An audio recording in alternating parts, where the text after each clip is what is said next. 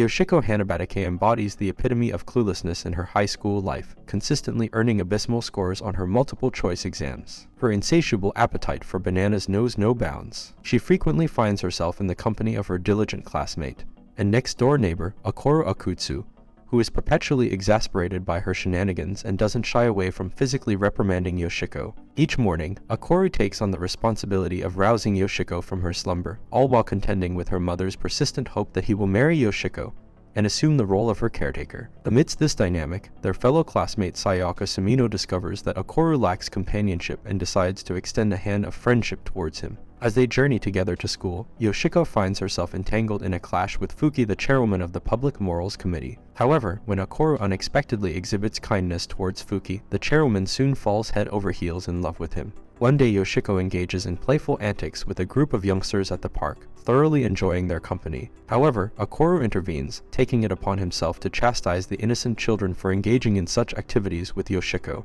Undeterred, Yoshiko decides to confront Ryoichi Kurosaki, a delinquent student, hoping to bring about a change in his demeanor. Surprisingly, her foolishness strikes a chord with Ryoichi, and he is won over by her unique charm. Meanwhile, Sayaka encounters Ruri Akutsu, Akoru's younger sister, who is facing difficulties at school. Concerned for Ruri's well-being, Sayaka extends her support and tries to assist her in overcoming her academic challenges. In another turn of events, the chairwoman discovers Akoru's whereabouts and approaches him in his classroom. Mistaking her presence as yet another routine bag inspection, Akoru nonchalantly informs her that she is free to search him in whatever manner she pleases. However, much to his surprise, the chairwoman's reaction is far from ordinary. Overwhelmed by Akoru's words, she becomes excessively enthusiastic, while Yoshiko frantically attempts to intervene and tries to fight the chairwoman. But the athletic Fuki quickly defeats her. Yoshiko's mother, consumed by worry, harbors concerns that the charming and seemingly innocent Sayaka might win over Akoru's affections, and Akoru will not become Yoshiko's new caretaker. In an absurd twist, she boldly insists on examining Sayaka's undergarments. At the park, a menacing stray dog poses a threat to the children's safety. However, Yoshiko, ever oblivious to the potential danger, embarks on a misguided attempt to mount the canine, utterly disregarding the potential consequences. Driven by her insatiable appetite for bananas, Yoshiko stumbles upon a batch of locally cultivated fruits that surpass all expectations in flavor. Overwhelmed with gratitude, she impulsively decides to embark on an epic journey across Japan, sprinting tirelessly to personally express her gratitude to the dedicated farmer responsible for these delectable treats. Of course, Yoshiko drags the unwitting Sayaka along for the wild ride.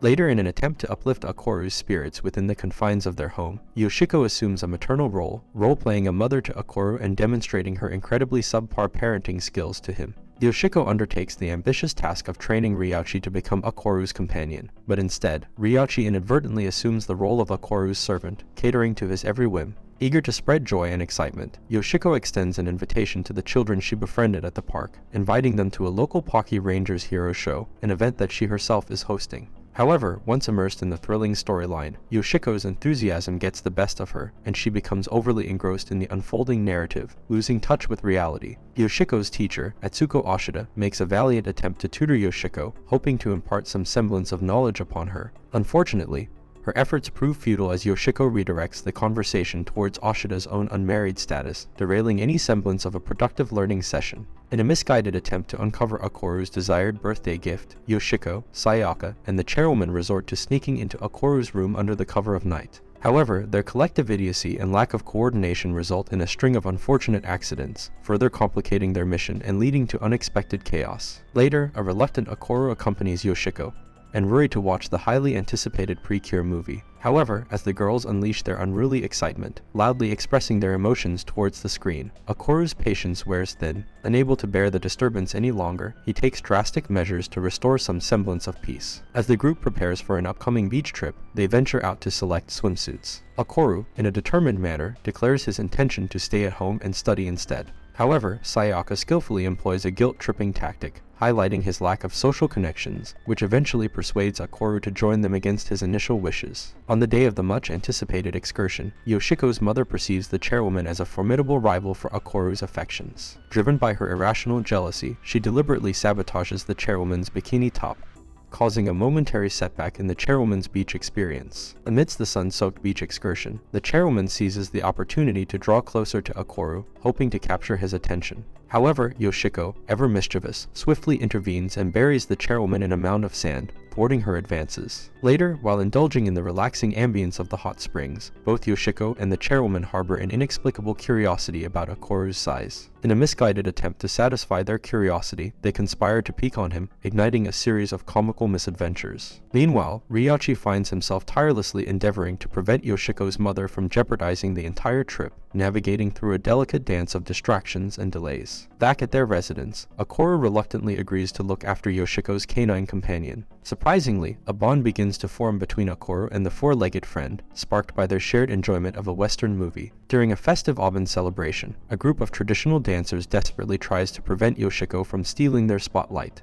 only to be met with utter failure as Yoshiko, in her trademark fashion, manages to upstage them all, much to their dismay. Engulfed in a sea of romantic frustration, their teacher Etsuko finds herself longing for a love connection. It is during this period of introspection that she stumbles upon the captivating presence of Yoshio, a mysterious figure who catches her attention, but who is in fact Yoshiko in disguise. Within the confines of their shared space, Okoru and Yoshiko engage in a heated debate over the name of their beloved canine companion. Each vehemently argues for their preferred choice, leading to a clash of opinions and a comedic display of stubbornness. Eager to forge new friendships, Yoshiko sets her sights on a group of delinquent classmates. However, her attempts to befriend them lead to a playful ruse. They deceive Yoshiko by luring her into a game of hide and seek, but their intentions quickly backfire as Yoshiko becomes genuinely lost, disappearing for an unexpected and worry-inducing duration of 3 days. Meanwhile, Ruri, Okoru's younger sister, experiences a profound sense of insult when confronted with her brother's choice of birthday present. The selection fails to meet her expectations, leaving her feeling deeply offended and disappointed.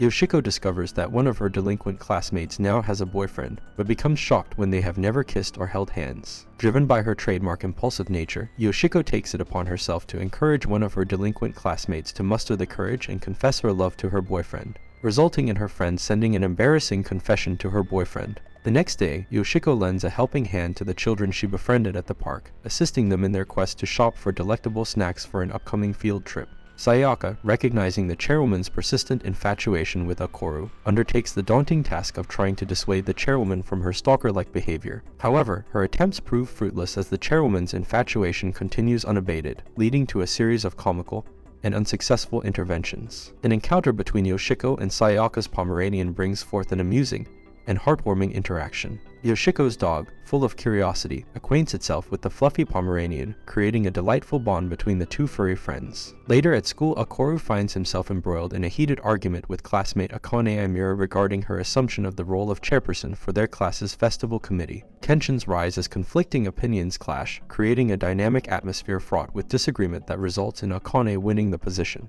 Then, in a display of blatant disregard for their festival project responsibilities, Yoshiko and Akane opt to indulge in a night of playful gaming rather than dedicating their time to productive work. Their diversion leads to stay up late the following nights to make up for the lost work time. Finally, at the festival, the class proudly presents a maid cafe theme as their contribution to the festival. Meanwhile, a fellow student confesses to Fuki, who rejects him. The Yoshiko guilt trips Fuki into imagining herself getting rejected by Okoru and empathizing with the boy. Yoshiko then tries to get Fuki to give the boy a nice memory in exchange for the rejection. But when Okoru arrives, Fuki beats him up and runs away to Okoru's confusion. To celebrate the end of the festival, the group go to karaoke together, where Sayaka inadvertently becomes intoxicated, leading to a moment of vulnerability. Overwhelmed by her emotions, she tearfully pleads for respect from them, stating that none of them respect her. Yoshiko tries to cheer her up by singing that she is nice and has a flat chest, which devastates Sayaka. At school the next day, Akane announces her intention to pierce her own ear so she can wear earrings. Yoshiko claims that Akane will die if she pierces her ears, and Akane begs the banana girl to help her.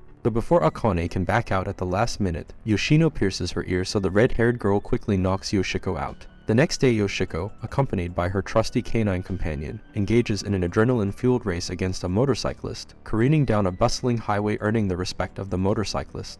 Later, Yoshiko joins the playground children for a seemingly innocent game of playing with dolls. Chaos ensues as she transforms the innocent playtime into a whirlwind of absurd romance drama. But Yoshiko starts to take the game too far by introducing overly complicated plots with the dolls that confuse the children. Meanwhile, the chairwoman, determined to forge a connection with Ruri in order to get closer to her brother Okoru, embarks on a mission of reconciliation with the ultimate goal of marrying Okoru. Fuki wants to comfort Ruri for scoring a 0 on her latest test, But before she can comfort her, Yoshiko's mother interferes and calls the chairwoman a stalker, frightening Ruri. To try to influence Ruri's opinion, the two formidable forces engage in a panty-swiping contest, but the chairwoman wins in the end, leaving Ruri confused. Ruri is still feeling bad about being horrible at school, so Yoshiko tries to help her discover a hidden talent to cheer her up. They try various things, but at 11 years old Ruri is still a failure at everything. Yoshiko later tries to teach Ruri how to bike but accidentally gets Ruri into an accident. Ruri continues to fall throughout the day but resolves to get better at biking and never give up. The next day Yoshiko wants a limited banana frappuccino, so she sends Ryuichi to get her the last one from the nearby town. But Ryuichi returns to Yoshiko beat up after getting ambushed by delinquents from Dick High School who make fun of the banana frappuccino. Insulted by their disdain for bananas, Yoshiko resolves to punish the delinquents and she heads to Dick High School, quickly taking down the members of the Four Kings gang. She makes it to the Four Kings themselves and destroys them before stuffing bananas down their leader's throat. Meanwhile, in a heartwarming display of heroism, Dog ventures on a leisurely stroll around town, unknowingly becoming a guardian angel for the local children. As peril looms, Dog fearlessly intervenes, rescuing multiple children from harm's way and solidifying its position as a beloved and revered figure in the community. Lakoru thinks about the first time he met Yoshiko. Many years ago his family moved next door to Yoshiko,